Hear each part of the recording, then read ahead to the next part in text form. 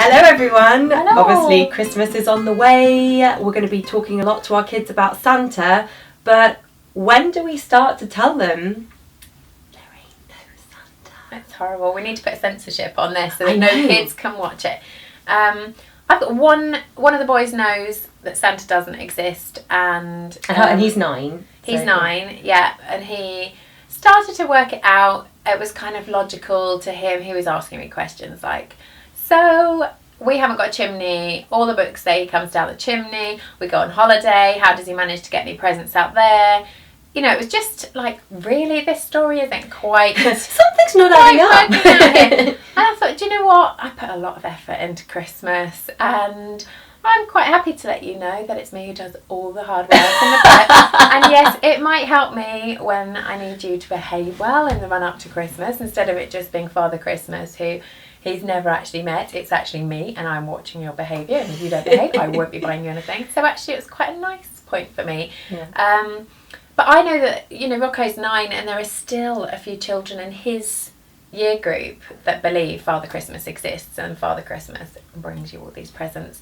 And I know that their parents, one of them, a friend of mine, said to me this week, I've got to let my daughter know, because she'd kind of rather let her down gently than her be laughed out of school when she starts talking about how these reindeer are going to fly through the sky even though they don't have wings, and they're going to land. And then you'd start to panic, wouldn't you, that some kid goes, oh, it's not even true, and then she bursts into tears, and then everyone laughs at her, and oh God, that's awful. So you've got to protect your kids from being the one that's believing that reindeers can fly with no wings and that a sleigh's going to be drawn. Or is it one of those life lessons that you just, you know, take on the chin and move on?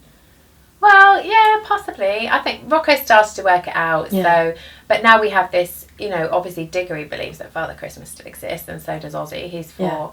You know, now we get this crazy winking that goes on. So Rocco said, I've written my Christmas list. You're like, thank you, you're making it a little bit obvious.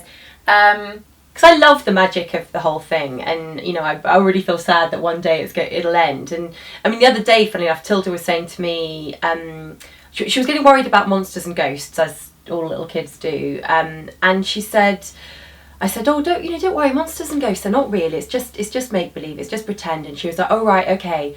And then she just went, but is Santa real? I was like, oh yes, absolutely, of course Santa's real.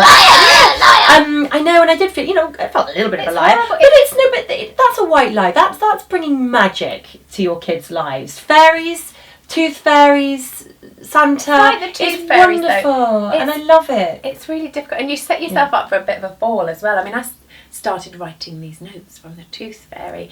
Oh, you've got yourself in deep. But when you've got 3 kids and all their teeth are falling out, and you know, it's like £2 here, £2 there, and writing notes, you just think, why did I start this? I also think that the make-believe element of stuff is really great for their imaginative play. A friend of mine's just made us a fairy door, a beautiful little wooden door that you stick on the skirting board, and so it looks like there's a little door that goes into the world. And I'm looking forward to putting that somewhere. I haven't decided what I'm going to do with it yet.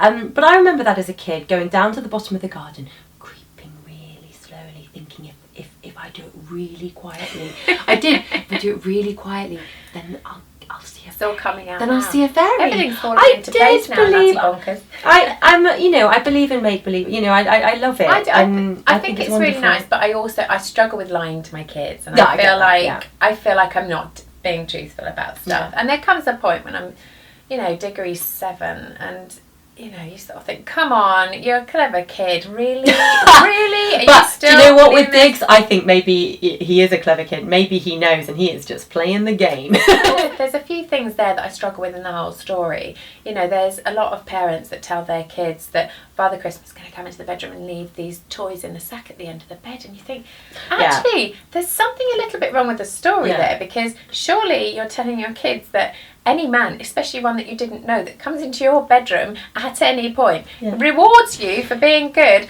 There's a massive problem there. There's this Santa's just a big fat groomer. Fat old man who's going to wander into the bedroom, leave you some treats, being good. No way, that's we don't do the stockings in the bedroom. We put them by the fireplace. So you know, and it's all you know. We do all the carrots and reindeer food and all that kind of stuff, and it's all in the living room where it's nothing to do with her bedroom. I don't remember finding out. Do you remember finding out? I've got no recollection of heartbreak. I don't remember Okay. sobbing over the thought that Santa Is wasn't that 'cause real. you're just greedy kids? You don't care where it comes from. You're just happy to have the present. Maybe. As long as I get the presents, I don't know. I think I probably just started to twig, and I thought, there were little clues. My mum kept leaving the Toys R Us stickers on everything that went in the stocking, and we were like, hang on a second. Childhood should be magical, and I think kids are growing up so quickly nowadays that I think the longer you can keep the magic alive, the better. I mean, I don't see why you should have to sit down and burst that bubble for your kid. I mean, No, I don't think so. I think if they start to question, let it go. And be honest with them, I guess, and say, okay, if, like you said, if they are asking the question, just go, yeah, you know what?